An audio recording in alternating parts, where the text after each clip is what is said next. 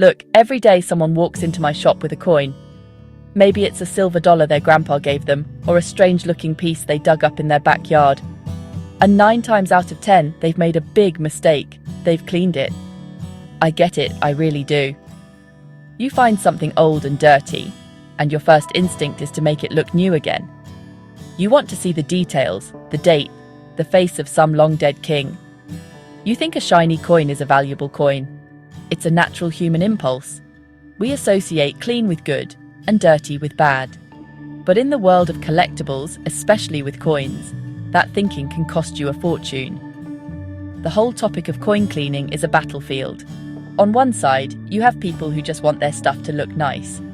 They see a dark, crusty Roman coin and think, let's get that gunk off. They don't see history, they see tarnish.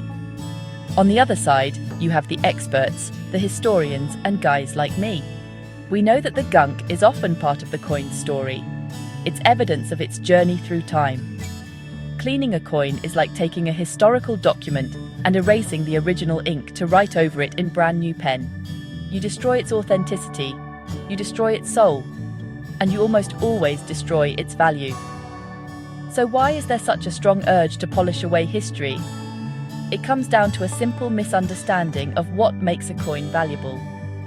A beginner sees a bright, almost sterile-looking coin and thinks it must be in mint condition. They don't understand that a coin that has been in the ground for 2,000 years is supposed to look like it. That dark layer, what we call patina, is a natural chemical process that protects the metal underneath. It's the coin's armor, developed over centuries. When you scrub it off with polish or dip it in acid, you're not revealing its original beauty. You're stripping it bare and leaving behind a field of tiny, ugly scratches that any expert can spot from a mile away. This isn't just about making a buck either. It's about preservation. Every old coin is a tiny piece of history you can hold in your hand. It passed through the hands of merchants, soldiers, and maybe even emperors. It survived wars, revolutions, and being buried for centuries. Cleaning it is like ripping a page out of a history book simply because it looks old. Before you ever think about cleaning a coin, you have to ask yourself one question. Am I trying to fix this coin, or am I about to erase its entire story? The answer to that question can be the difference between owning a valuable artifact and a worthless piece of metal. People have been cleaning coins for as long as there have been coins. But you have to remember, their reasons were totally different from ours. Back in ancient Rome or medieval England, a coin was just money. It wasn't a collectible. Its only value was its buying power and the weight of its metal, whether it was gold, silver, or bronze.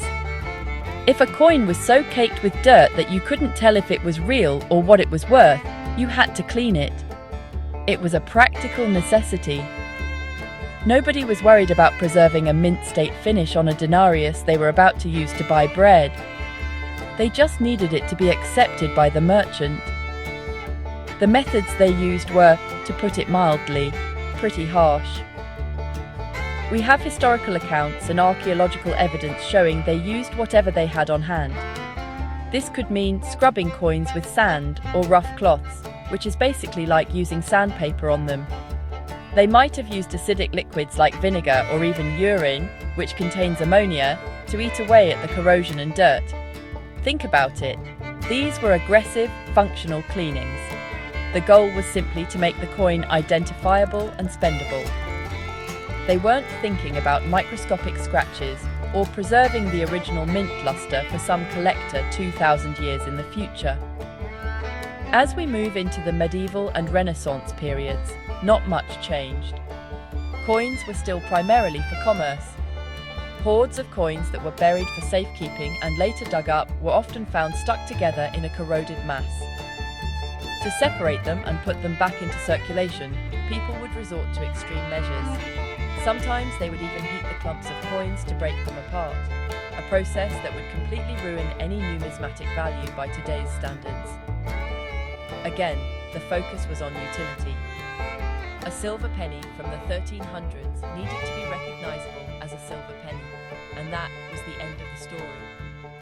It wasn't until the rise of cabinets of curiosities and the birth of modern coin collecting in the 17th and 18th centuries that people started thinking differently. Early collectors, often wealthy aristocrats, began to appreciate coins for their historical and artistic merit.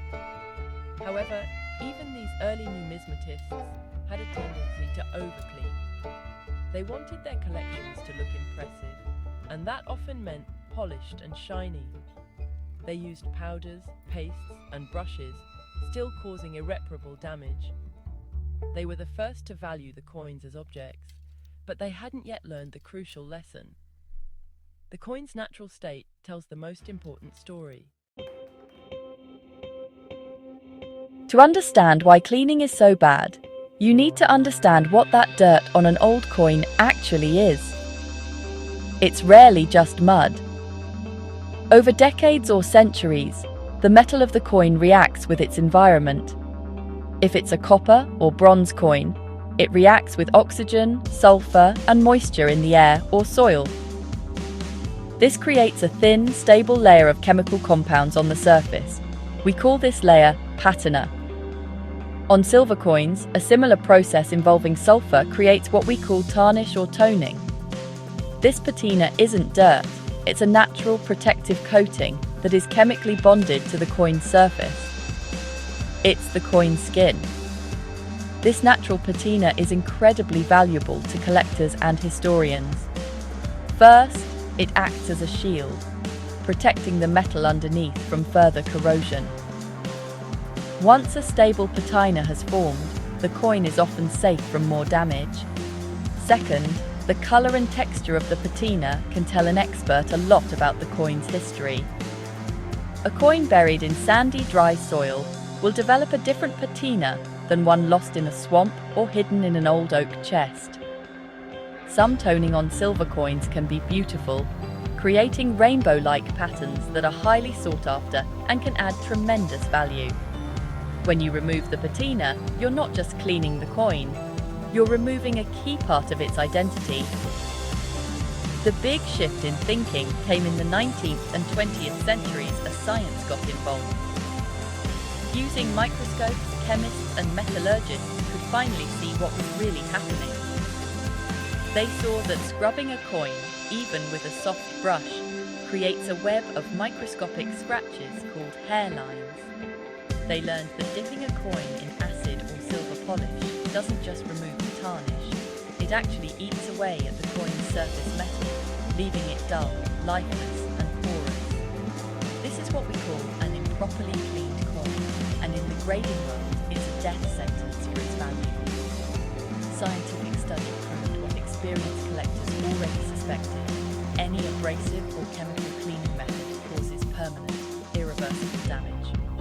Once you strip the original surface and its patina, you can never get it back. All you're left with is a damaged coin that screams, "I've been messed with." An expert can tell in seconds. The light reflects differently off the polished surface. The details often appear weak and washed out. The coin loses its character. Science gave us the proof that the best way to preserve a coin is to leave it alone and focus on protecting it from further change. People have come up with countless ways to clean coins, and, honestly, almost all of them are a bad idea. We can group these methods into a few categories. First, there's mechanical cleaning. This is anything that involves rubbing, scrubbing, or physically removing the dirt. Using a toothbrush, a pencil eraser, a polishing cloth, or even a rock tumbler falls into this category. These methods are the most obviously destructive. They scratch the surface, wear down the fine details of the design, and destroy any remaining mint luster. It's like trying to clean a painting with a scouring pad. You might get the dirt off, but you take the art with it. Then you have chemical cleaning. This is where people get out the household products, and it's where a lot of valuable coins go to die. Using things like ketchup, lemon juice, or vinegar, which are all acidic, will strip the patina right off a coin. The same goes for silver polishes, jewelry dips, and tarnish removers. These chemicals are designed to be aggressive. They dissolve the tarnish and patina, but in doing so, they also micro-etch the surface of the coin itself. This leaves the coin looking unnaturally bright and often leaves the metal feeling porous and, well, dead. It's a look that collectors can spot instantly, and it tanks the value. A more advanced and equally dangerous method is electrochemical cleaning, like the old aluminum foil and baking soda trick. This process uses a chemical reaction to rapidly strip away silver sulfide, tarnish. While it might seem like magic as the tarnish disappears, it's an uncontrolled reaction that does the same thing as a chemical dip, just in a different way. It removes the surface layer indiscriminately, leaving the coin with a sterile, artificial-looking shine. There is no nuance, no way to preserve attractive toning while removing dirt. It's a blunt instrument that treats a delicate historical artifact like a dirty spoon. Any of these methods will get a coin labeled as cleaned by a grading service, making it far less desirable. The consequences of these mistakes are very real. I've had to tell people that the rare 1893 S Morgan silver dollar they inherited, a coin that could be worth tens of thousands of dollars, is now worth maybe a few hundred. Why? Because someone, at some point, decided it would look better if it was shiny and polished it with silver cream. They wiped away a fortune with a $5 tube of polish. These stories are heartbreaking, and they happen all the time. The damage is not theoretical, it's a cold, hard financial loss that stems from a simple lack of knowledge. So, after all these warnings, is it ever okay to clean a coin? The answer is almost always no. But there are a couple of very specific exceptions. If you've just dug a modern, common coin out of the dirt, say a clad quarter from the 1980s, and it's covered in loose mud, rinsing it under some lukewarm distilled water is fine. You should never, ever rub it. Just let the water flow over it, and then pat it dry with a very soft, lint-free cloth. This is only for cheap, common dug coins that have no collectible value to lose. For any coin that is old, rare, or made of silver or gold, even this is too risky.